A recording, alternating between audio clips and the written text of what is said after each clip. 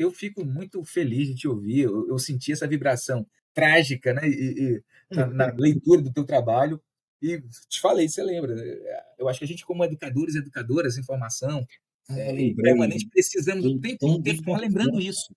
E te ouvi Em tom muito, de velho. fofoca. A palavra não foi fuxico, foi em tom de Foi fofoca. fofoca, isso. É. Fofoca É, Uma fofoca comportada, né? desculpe te interromper, porque eu lembrei agora da palavra de não, tem que dizer antes que eu esqueça de novo. é isso. Não, mas é isso, assim, já estamos aqui 1 hora e meia já nessa conversa boa, agradável, passa muito rápido, a gente nem percebe, e eu acho que está aí, o núcleo do teu trabalho. Tomara que você pesquise mais, amplie mais, né, se aprofunde mais, e a gente tem muitos espaços para fazer você encontrar outros professores em formação, né? A minha orientadora de doutorado, a quem eu tenho muito a agradecer sempre, hoje ela me mandou à tarde um cardzinho que era me lembrando que tem rodando aí, eu passo isso para os colegas que estão aqui também, um, um prêmio nacional, eu acho que é isso, tá aqui, inscrições prorrogadas para docentes de licenciatura de todo o país. É o prêmio Murilo Marx, de incentivo a quem ensina a ensinar, né? Justamente focado em professores de licenciatura. Eu creio que a gente precisaria discutir mais isso e lidar com o trágico da prática docente, né? A gente tem uma pedagogia, uma didática toda pensada no sucesso, né? Como ensinar melhor, como ensinar correto, como não sei o quê. A gente não tem uma pedagogia, uma didática, um pensamento formativo para o fracasso no ensino, né?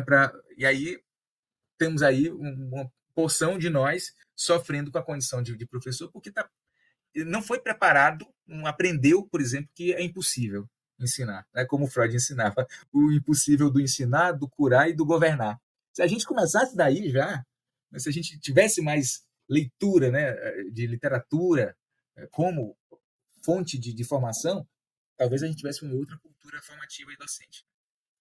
Ou talvez a gente caminhe para o que La Rosa fala muito sobre uma forma seria mais adequada de ensinar, seria através de você produzir ensaios, que os ensaios seriam talvez a melhor forma de aula para você trabalhar, porque ela vai misturar tudo e ela vai ter essa dimensão da subjetividade, que é muito forte nele. Então, eu acho que, assim, eu complementando um pouco da questão do que o colega Walter perguntou, eu acho que você que quer fazer uma pesquisa em educação e que pretende lidar de alguma maneira com a subjetividade, porque foi algo que inclusive eu fui questionado, uma pessoa do grupo do GEC disse assim: por que trabalhar a subjetividade? Por que você quer pesquisar a subjetividade?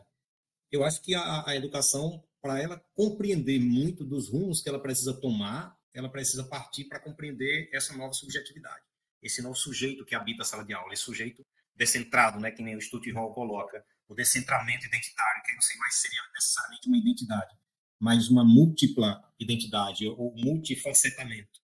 Então, acho que Foucault, eu fui muito atrás. Foucault foi olha a intimidade, foi um cara que me ajudou muito quando eu compreendi um pouco da dimensão de Foucault, principalmente no terceiro Foucault, que é quando ele lida com a questão das tecnologias do eu.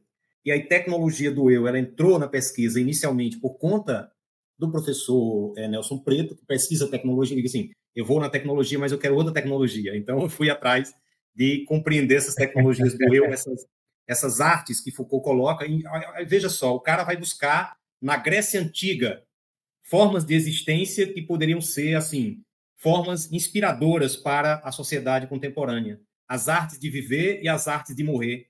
Como naquela época as pessoas se preparavam para a morte, como elas se preparavam para a vida, como a Uhum. dimensão da existência era tão importante para essas pessoas e se tornou algo distante para a gente na modernidade. Tá? Então, o terceiro Foucault é outra forma de teoria importante para você compor vários trabalhos no campo da educação.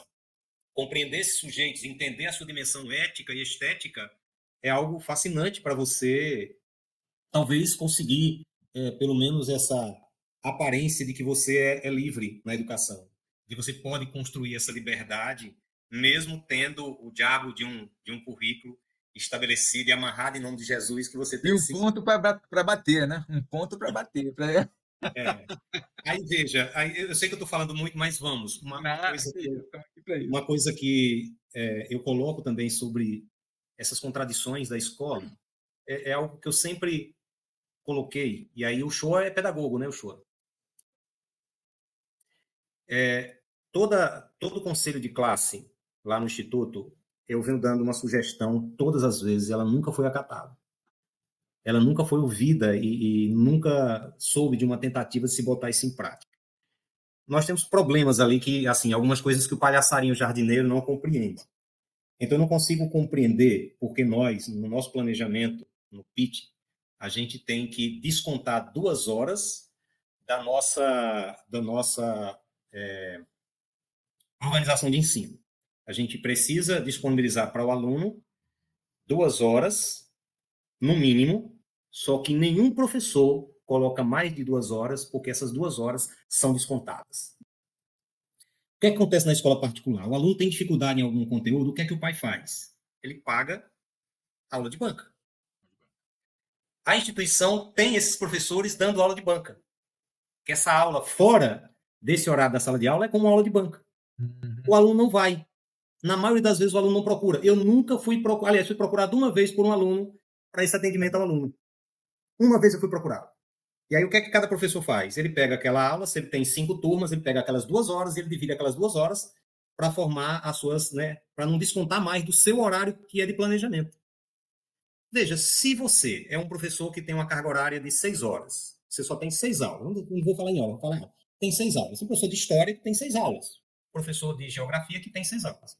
Professor de português e matemática que estão em todos os cursos tem mais carga horária. Mas eles têm. Por que não completar o horário desse professor com esse atendimento ao aluno? Isso contar. Para que o professor disponibilize mais tempo. Aí, beleza, a pergunta é: o professor vai disponibilizar mais tempo, o aluno não procura. Tem determinada coisa na escola que ela não tem que ser democrática.